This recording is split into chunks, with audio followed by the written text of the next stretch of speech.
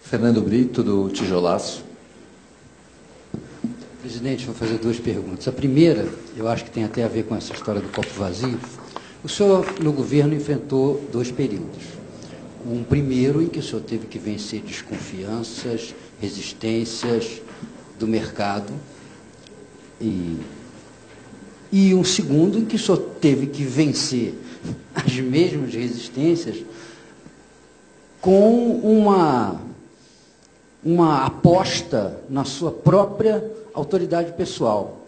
Eu me recordo perfeitamente que na crise de 2008, o senhor, no início do ano, estava ridicularizado pela imprensa por prever que aquilo seria uma marolinha. O senhor teve que enfrentar, a imprensa dizia que não é possível, a maior crise do mundo, o presidente do Brasil diz que vai ser uma marolinha, o tsunami vai virar uma marolinha.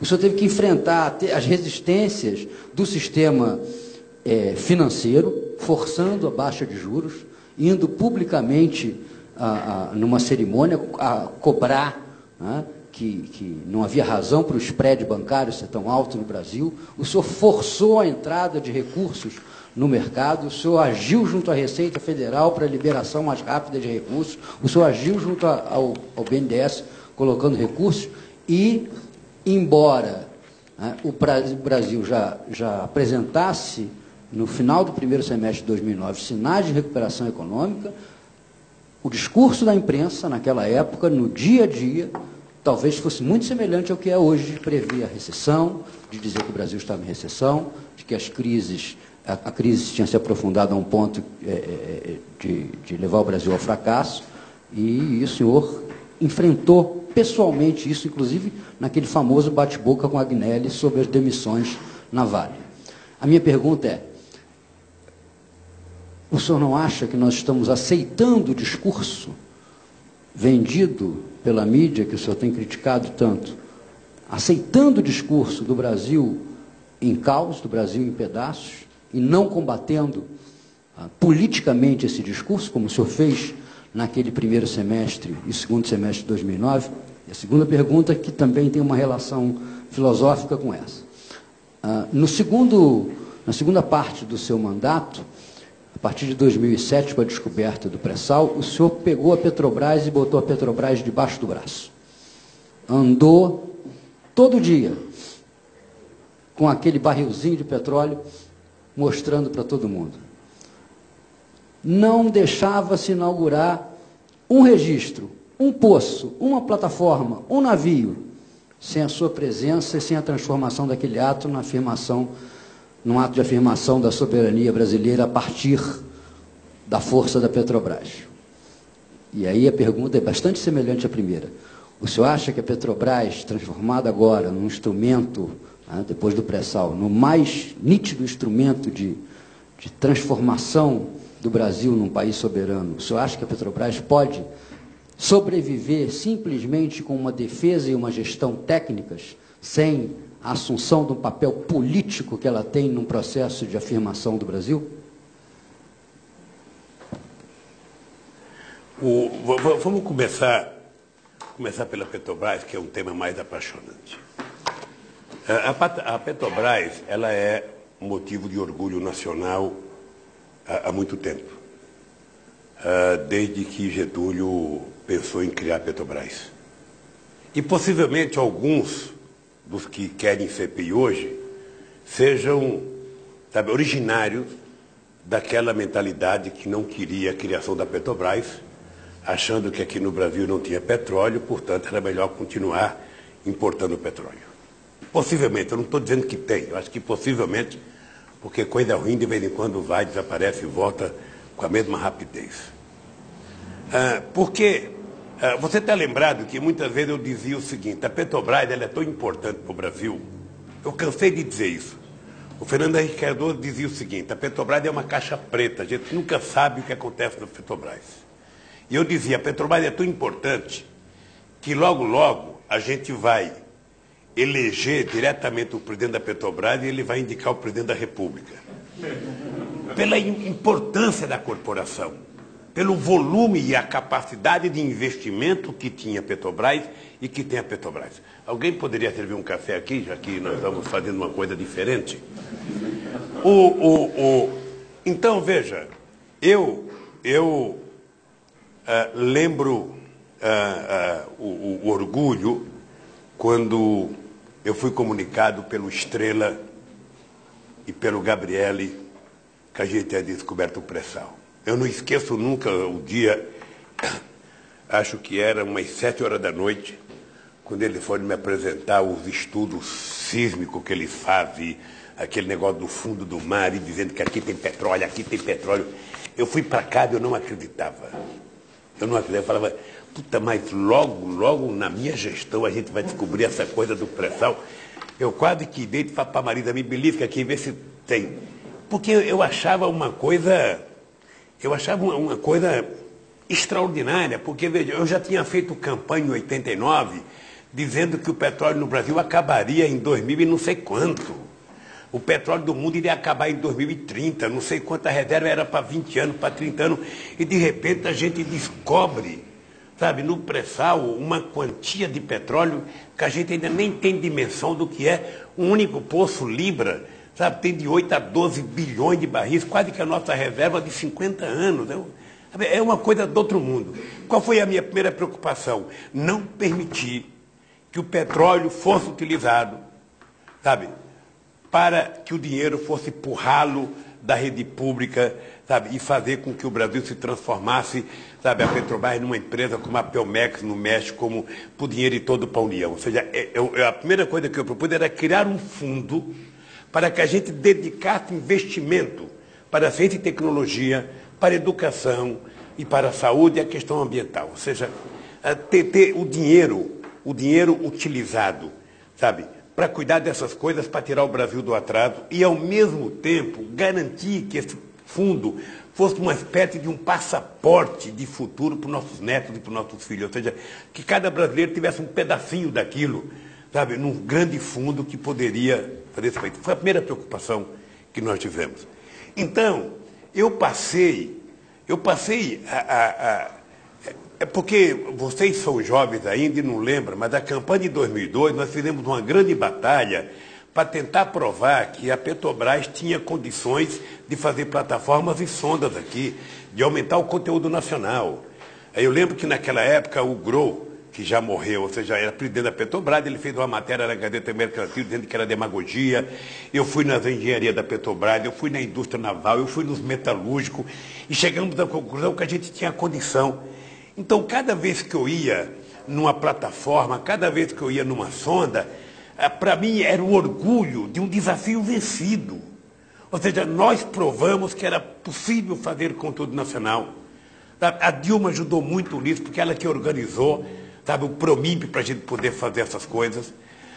Então eu ia em tudo, eu ia querer exemplo de pujança da Petrobras. Você tem noção do orgulho que eu tive quando nós fizemos a capitalização da Petrobras aqui na Bolsa de Valores? Foi a maior capitalização da história do capitalismo mundial.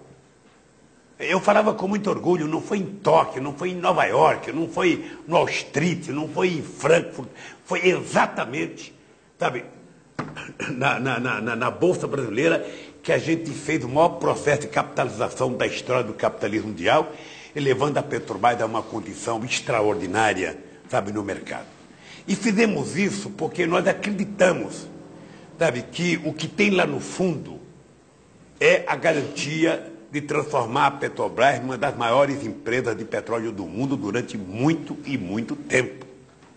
E eu também defendia, sabe, de que a gente tinha que fazer a coisa com muito cuidado, porque você está tirando petróleo a 6 mil metros de profundidade. Se tiver um vazamento ou uma coisa, sabe, o estrago pode ser grande. Então é preciso que você, ao mesmo tempo que vá com sede ao pré-sal, você vá com sede também em tentar garantir que haja um sistema de proteção desse petróleo. Bem, e aí decidimos também que tinha que fazer refinaria, porque você não vai exportar óleo cru. Você tem que exportar derivado para você poder aumentar, sabe, colocar valor agregado no nosso petróleo. Bom, e cada vez que eu ia, era para provar. A gente pode. Sabe, o Obama falou, o Obama é que popularizou essa frase, mas no fundo a gente colocava ela em prática. Eu queria provar o seguinte: a gente pode. sabe? A gente vai fazer. E a Petrobras é uma empresa que ela é muito poderosa, ela tem ramificações, sabe? Que você entra num mandato e termina sem conhecer toda a Petrobras.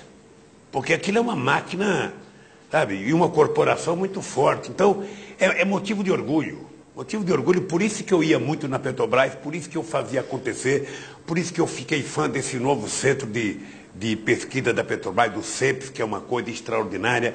Tá? Por isso que eu fiz a Petrobras entrar no biocombustível, criei a indústria de biocombustível. Por isso que eu fiz a Petrobras gostar de etanol, que ela não gostava de etanol, só pensava em petróleo, sabe? Por isso que nós fizemos a Petrobras gostar de gás, que ela também não gostava de gás.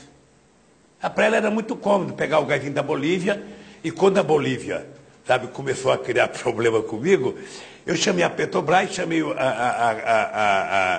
a Comissão Nacional de Política Energética, que tem mais de 20 pessoas, e exigimos criar um programa, queremos o Plan Gás, porque eu dizia, antes de terminar o mandato, eu quero dizer para o Evo Morales, eu não preciso mais do teu gás, então agora eu vou comprar, porque eu quero comprar o teu gás. Eu lembro que uma vez o pessoal queria que eu brigasse com o Evo, eu não queria brigar com o Evo. Eu não imaginava um metalúrgico de São Bernardo do Campo brigando com o índio da Bolívia. Por Deus do céu, eu falava, eu vou brigar com o Bush, eu vou brigar com o Chirac, eu vou brigar com o Rugital, mas com o Evo Morales eu não posso brigar. Então eu estava na Dinamarca, no dia que o Chaves esculhambou o nosso Senado aqui, não sei se vocês estão lembrados, sabe, que não tinha votado o negócio deles no Mercosul. O Evo Morales tinha ocupado a refinaria. Aí eu chamei o Evo no meu apartamento, o Evo foi, estava inclusive acho que estava o Raul Castro, não sei se estava o Raul, e chamei o Chaves. E eu falei, Evo, esse aqui é o mapa da América do Sul, querido. Sabe, você está com uma espada na minha cabeça, Evo. Você está fazendo pressão, porque, sabe, eu acho que não vou brigar pelo gás. O gás é teu, você tem direito no gás. Portanto, nós não temos nenhum problema em devolver o gás para você, ou seja, fortalecer a tua empresa. Mas eu quero que você saber que nós dependemos do gás e eu quero um tratamento de respeito, porque senão eu vou colocar uma espada na tua cabeça, Evo. Aí eu falei, Evo, como é que eu vou colocar uma espada na tua cabeça? Olha no mapa da América do Sul, Evo. Dá uma olhada aqui. Você quer exportar teu gás para quem? Você não pode exportar para a Venezuela, que tem demais. A Colômbia tem demais. O Peru tem demais. Você quer exportar para a Argentina, não tem dinheiro para fazer o gasoduto. Você quer exportar para os Estados Unidos, você vai atravessar onde esse gás? Você vai levar do quê? De avião? Você vai levar do que esse gás? Vai fazer gasoduto atravessando os países? Aí falei para ele, a única solução sua, Evinho, é o Rio Madeira, para você sair no Oceano Atlântico. Agora, você não se esqueça que o Rio Madeira tem um pedacinho entre Brasil e Bolívia, mas tem a grande parte só do Brasil. Então, você não tem para que vender esse gás, a não ser para o Brasil. Então, vamos estabelecer uma relação aqui entre amigos. Sabe? Nós te pagamos o preço justo e nós não queremos problema. Faz quanto tempo que não temos problema com a Bolívia? Faz praticamente 6 anos que nós não temos um problema com a Bolívia. O Evo está quietinho, trabalhando. A Bolívia está bem, você não vê bastante, sabe? A Bolívia está com uma reserva de dólar de 14 bilhões de dólares. Jamais imaginamos que a Bolívia poderia ter aquilo. A oposição, sabe, desapareceu e o Evo está lá governando. Então, aí discutimos com a Petrobras. Nós não podemos ficar dependendo. A Petrobras tem que investir na procura de gás, tem que fazer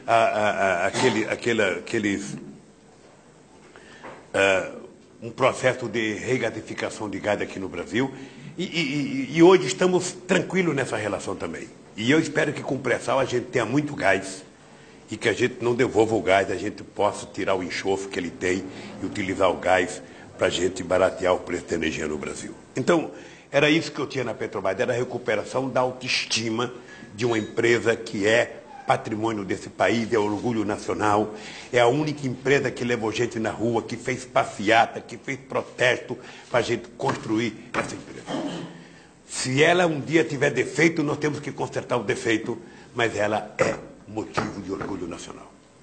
Eu tenho orgulho de dizer em qualquer lugar do mundo, sabe, que o Brasil tem uma empresa do porte da Petrobras, a empresa que tem mais tecnologia de prospecção de petróleo em grandes profundidades, sabe? E, obviamente, que eu fico incomodado quando eu vejo as pessoas denegrir o nome da empresa. Como eu fui oposição há muito tempo, eu cansei de viajar ao mundo falando mal do Brasil, gente. Era bonito a gente viajar ao mundo e falar, no Brasil tem 30 milhões de crianças de rua, no Brasil tem 30 milhões... A gente nem sabia, tem não sei quantos milhões de abortos, era tudo clandestino, mas a gente ia citando números, sabe? Se o cara perguntasse a fonte, a gente não tinha, mas a gente ia citando números. Eu não esqueço nunca, um dia eu estava debatendo, o Roberto Marinho e o Jaime Lerner em Paris. Aí eu estava lá falando, eu tinha os números, não sei de que entidade que era, também não vou dizer aqui, porque eu já tenho 68 anos, não vou.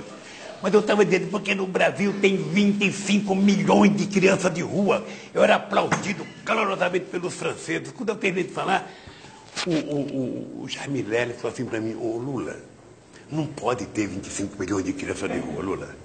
Porque senão a gente não conseguiria andar nas ruas, Lula. É muita gente. Então, tem gente que gosta de falar assim. Eu, então, hoje, quando eu cito o número, eu quero saber da fonte. Me dê a fonte para mim não errar, porque...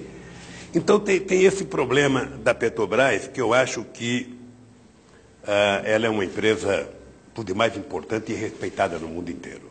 O fato dela ter caído as ações agora, a bolsa é assim mesmo. Veja... Ela valia 15, passou a valer 250, está valendo 91 bilhões, mas ela não pode ser medida só pela Bolsa, gente. Ela tem que ser medida pelo conhecimento tecnológico que ela tem que ser medida pela quantidade de petróleo que a gente sabe que tem lá no pré-sal. Está lá, é nosso. E nós temos que agradecer quem foi que fez as 300 milhas marítimas, que deu para nós aqui. Se a gente não tivesse as 300 milhas marítimas, a quarta frota americana já estava abortada em cima do já estava lá em cima do pré-sal, lá, achando que era deles. Então, o Brasil tem que ter dimensão do significado da Petrobras e do patrimônio que a Petrobras tem, sabe, acumulado. Não fique impressionado. De vez em quando me liga uma pessoa, ô Lula, o que eu faço, sabe? Tinha um chinesinho que falava assim para mim, onde eu aplico meu dinheiro? Eu falava, em bolsa, na Petrobras. Quando a Petrobras começou a cair, o que eu faço? Fica com o dinheiro na Petrobras, não tira. Você não vai vender, porra. Deixa o dinheirinho aí, a Petrobras tem mais chance de futuro do que eu, porra. Então, é por isso que eu ia muito na Petrobras. Não ia com coragem, não, eu tinha um medo desgraçado de ir naquelas plataformas. No pré-sal é 300 quilômetros Oceano Atlântico adentro. Você sabe quantas Aves Maria, quanto Pai Nosso eu rezei, sabe, naquele... Porque até aquela desgraça cai, meu cara. O cara fala que tem boia flutuante, aquele da Marinha. Sabe? A única coisa flutuante que eu vi é uma gaivota, e do meio para frente não tem mais. Então, é por isso que eu ia muito. A questão da crise, querido, olha, eu aprendi na minha vida uma coisa que é o seguinte: nunca tomar decisão precipitada sobre nada. Nunca. Quando veio aquela crise de 2008, o Frank trabalhava comigo. E eu pego um dia as manchetes dos jornais brasileiros e também dos jornais estrangeiros, era que o mundo tinha acabado. Sabe qual era a manchete? O mundo está em crise, o povo não está consumindo, porque o povo está com medo de fazer dívida e perder o emprego. Essa era a manchete. Falei para o Franco, prepara que eu vou fazer um pronunciamento à nação. Vou fazer apologia do consumo. Sabe, eu vou dizer para o povo que é verdade que ele pode perder o emprego com a crise. Mas ele vai perder com muito mais facilidade se ele não comprar. Então ele tem que comprar, porque ele comprando ele vai gerar produção na indústria, o comércio vai funcionar e todo mundo vai ganhar com isso. O que aconteceu? É que o povo foi e comprou. Pela primeira vez a classe D e C consumiram mais do que a classe A e B neste país. E por incrível que pareça, foi no Nordeste em que os pobres consumiram mais. E o que o pobre consumiu, gente? Ele queria uma máquina de lavar roupa, ele queria uma geladeira nova, ele queria um fogão novo. O que eu pedi? Não faça dívida que você não pode pagar. porque essa é uma lição que eu não aprendi com a Luísa Mercadante nem com o Guido Manto, que eu aprendi com a Dona Lindu. Ou seja, você nunca pode gastar mais do que você tem. Você ganha quanto? Ganha 5, só gaste 5. Se você gastar mais do que você ganha, você vai quebrar a cara. É o que acontece com muitos de nós com cartão de crédito. Né? Você não tem que botar a mão no bolso, não tem que colocar dinheiro, é só dar o cartãozinho, pá. Quando chega no fim do mês é que você se deu conta que você fez bobagem. Então, eu acho que foi uma coisa importante. Eu lembro da Petrobras pegando o dinheiro na Caixa Econômica Federal, porque não tinha crédito lá fora, não tinha um banco que tivesse crédito, sabe? Mas nenhum banco internacional tinha crédito. Aí eu chamei o Gabriel e chamei o presidente da Caixa, que era a Maria Fernanda, e falei o seguinte, ó, a Caixa não vai emprestar dinheiro para a Petrobras. Não pode emprestar. Sabe? O dinheiro da Caixa é para outra coisa. A Petrobras tem que pegar dele lá fora. Nós fomos à China pegar dinheiro para a Petrobras. Não tive nenhuma vergonha de falar com meu amigo Rugental que tinha que emprestar dinheiro para a Petrobras. Sabe? Para poder ajudar a Petrobras a fazer os seus investimentos. Sabe? Agora, os bancos privados não fizeram os investimentos. Eu lembro que quando começou a parar carro usado, porque você sabe que pobre é assim, né? Pobre tem um carro usado, ele tem que vender o usado para comprar um novo. Não é isso? Então, o Banco Votorantim tinha uma carteira de carro usada de 90 bilhões de reais. E parou. Parou. Então, eu entrei em contato com o Banco do Brasil, não era o DIDA ainda, e eu perguntei se o Banco do Brasil tinha... Eu não esqueço nunca, porque eu conto isso como piada. Perguntei para o DIDA se o Banco do Brasil tinha condições de financiar carro utilizado. Então, o Banco do Brasil me respondeu que nós não temos expertise. Até brinquei, eu falei, o que é expertise? Amém. Aí o cara falou.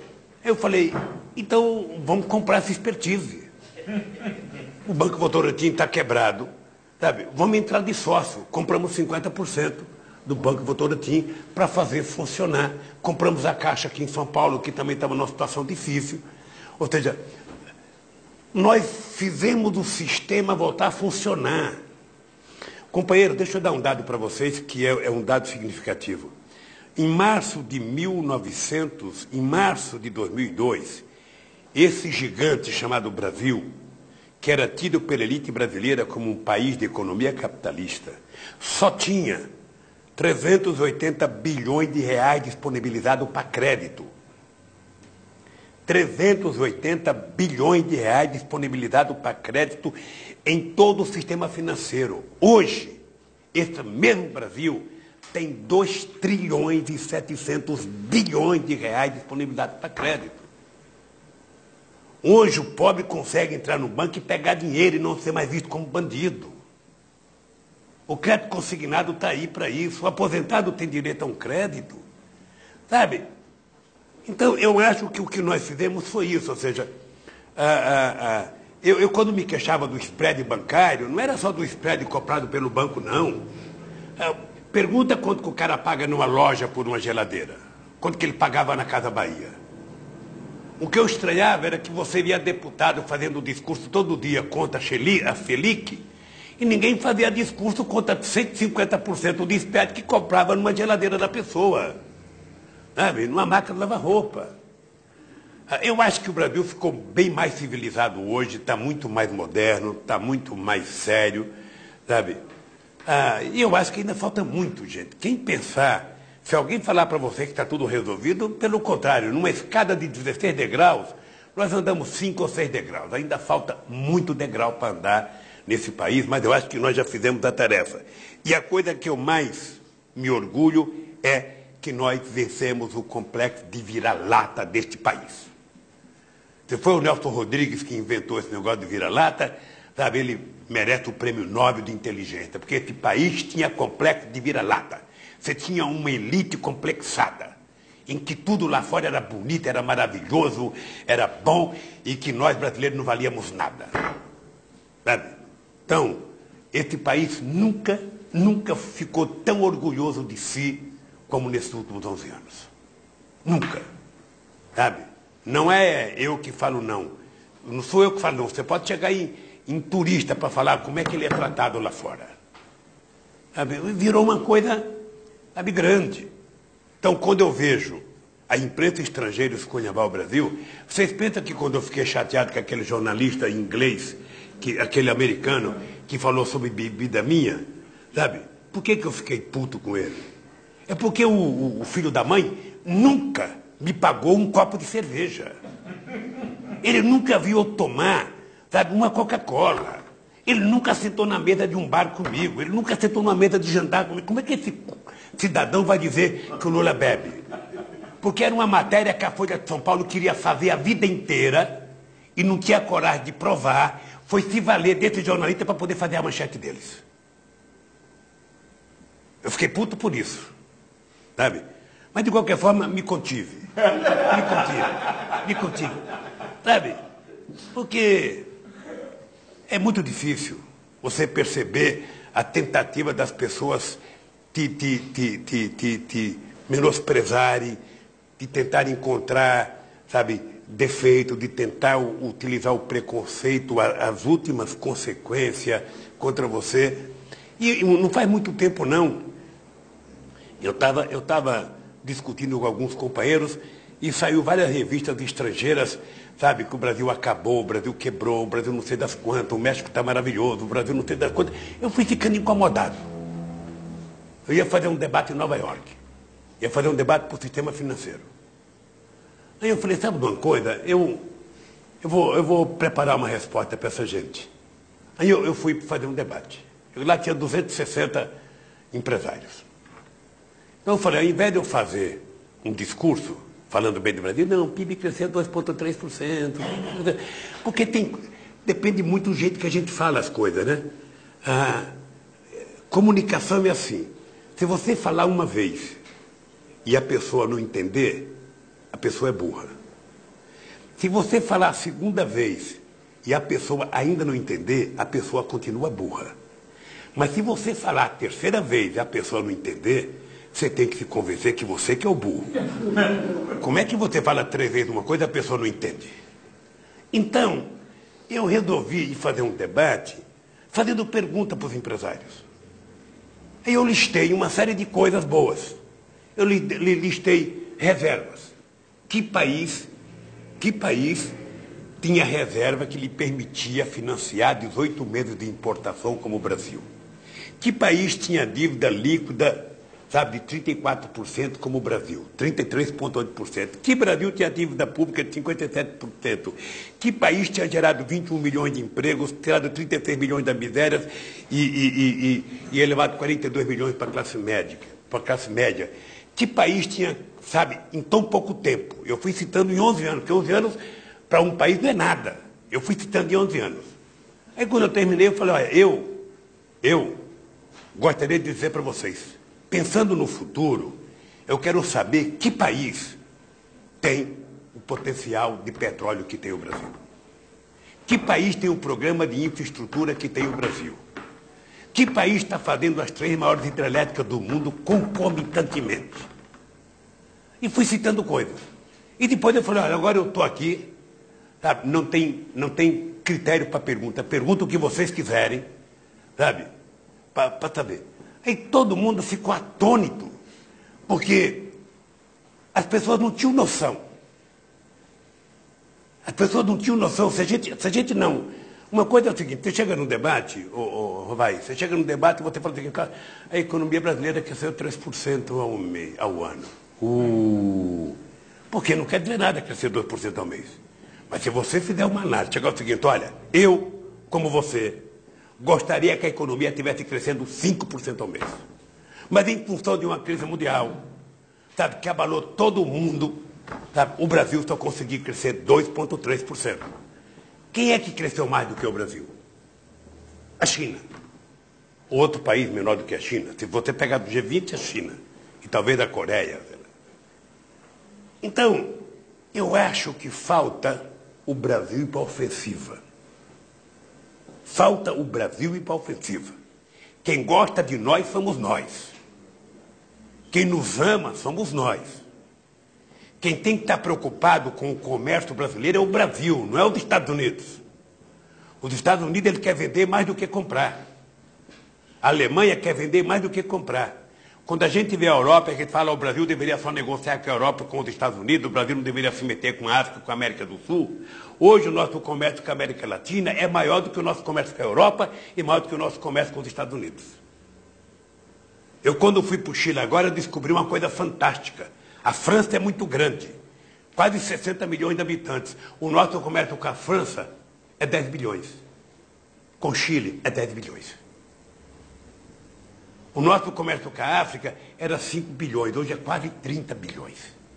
Então, o Brasil não pode ficar dependendo de ninguém, o Brasil tem que ir à busca, tem que ir à luta. Essa é uma coisa que eu aprendi na vida, sabe? É o seguinte, Fernando, não existe possibilidade de você conquistar espaço na política porque alguém te deu espaço. Tem que ir atrás. Tem que ir atrás, tem que brigar, e a gente tem que ter orgulho de ser brasileiro. E isso eu acho que foi o que fez o Brasil virar o que virou, sabe? Eu, quando ia no G8, eu era a única coisa diferente lá. Eu era o único que não tinha diploma universitário. Eu era o único que conhecia o chão de fábrica. Eu era o único que tinha feito greve. Eu era o único que tinha morado numa casa que entrava um meio de água dentro. Porque quando eu vou nos movimentos, eu falo para as pessoas, não se queixe para mim não, porque eu sei o que é acordar meia-noite com 1 metro de água dentro de casa, com um rato, sabe, subindo na tua cama, com barata subindo na tua cama, com fezes saindo do vaso sanitário. Cansei de acordar. Na Vila Carioca, na Ponte Preta, sabe, não foram poucas as vezes. Tirar minha mãe, sabe, de noite no escuro. Bem, então, eu era o único nessa turma que tinha vivido isso. Então eu acho que talvez por isso eles também me trataram, eu não me queixo de ninguém, me trataram muito bem. Poderiam não ter tratado se eu não fosse tudo isso, mas eles sabiam da minha origem. Então quando eu falava as coisas, sabe, de um mundo que eles não tinham visto ainda. Agora no G20, quem era o único cara que recebia dirigente sindical? Era eu. Era a única referência que os sindicalistas do mundo inteiro tinham para conversar sobre o problema deles, era eu. Sabe? Eu espero que tenha mudado, eu espero que agora tenha uns 20 lá para receber os dirigentes sindicais, porque eu também provocava muitos dirigentes sindicais. Sabe, essa crise, ela não é de vocês, vocês não criaram, mas ela vai arrebentar nas costas de vocês. Porque quem paga o prato é o trabalhador. Aí quando você chega numa reunião, você fala o seguinte, esse mundo rico, na crise de 2008, sabe, jogou fora 62 milhões de postos de trabalho. Foi o que o mundo perdeu de postos de trabalho, 62 milhões. Esse país que vocês tanto criticam, chamado Brasil, nesse mesmo período gerou 11 milhões de empregos formais. É por isso, Fernando, que enfrentar as crises significa mais do que ficar quieto, significa brigar e persistir, sabe? Para esse país continuar crescendo, porque nós não vamos jogar fora o século XXI, querido. Não tem hipótese de jogar fora o século XXI. E a minha companheira Dilma tem clareza disso. E ela sabe que a gente vai ter que trabalhar muito mais para a gente poder fazer esse país voltar, inclinar outra vez e dar um salto de qualidade. O café esfriou, viu?